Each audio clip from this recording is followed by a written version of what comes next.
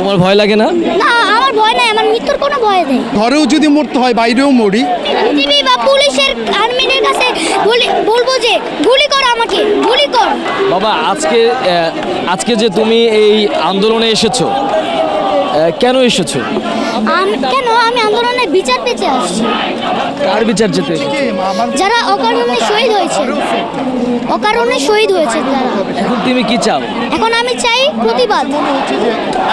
আর আরেকটা চাই যে হাসিনা যেন এই প্রধানমন্ত্রীর চেয়ার থেকে সরে যায় এবং মিজানুর রহমান আজাদ যেন বসে যায়।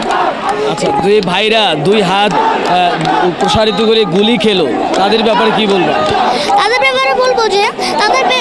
ব্যাপারে বলবো যে দোয়া করি যারা যেন জান্নাতবাসী হন। কারণ সে যে অকারণে মানে বলেছে, সে কিন্তু একটা মিথ্যা কথা বলেছিল। প্রথমে বলেছিল যে রাজাকারের বাচ্চারা কোটা পাবে না, মুক্তিযোদ্ধারা পাবে।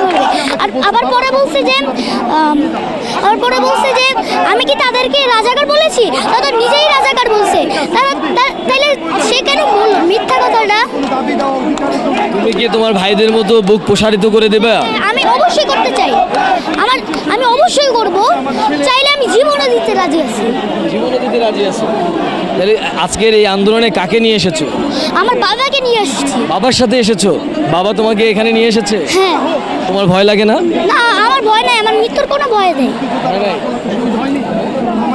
কেন ভয় নাই? কারণ যেই ভাইয়েরা আমাদের ভবিষ্যৎ চিনে, মানে ইয়া করে যে শহীদ হয়েছেন, তাদের জন্য আমরাও জীবন দিতে পারি না।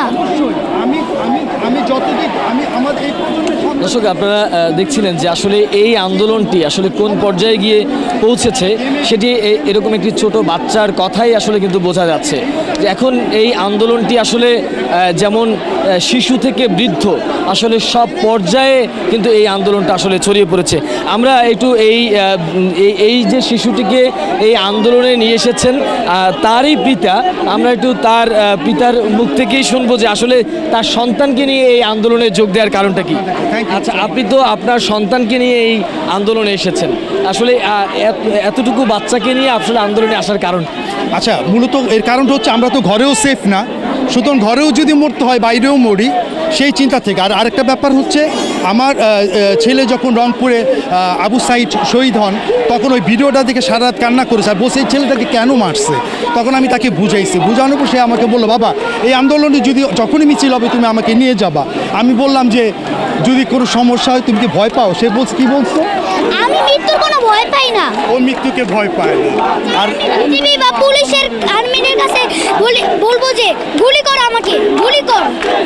ঠিক আছে, এই হচ্ছে আর কিছু ভাই? আপনারা দেখছিলেন যে একজন বাবা তার সন্তানকে নিয়ে এসেছেন এবং সন্তান বুক পেতে দিচ্ছেন যে এই অস্ত্রের মুখেও তিনি দুই হাত প্রসারিত করে দিচ্ছেন।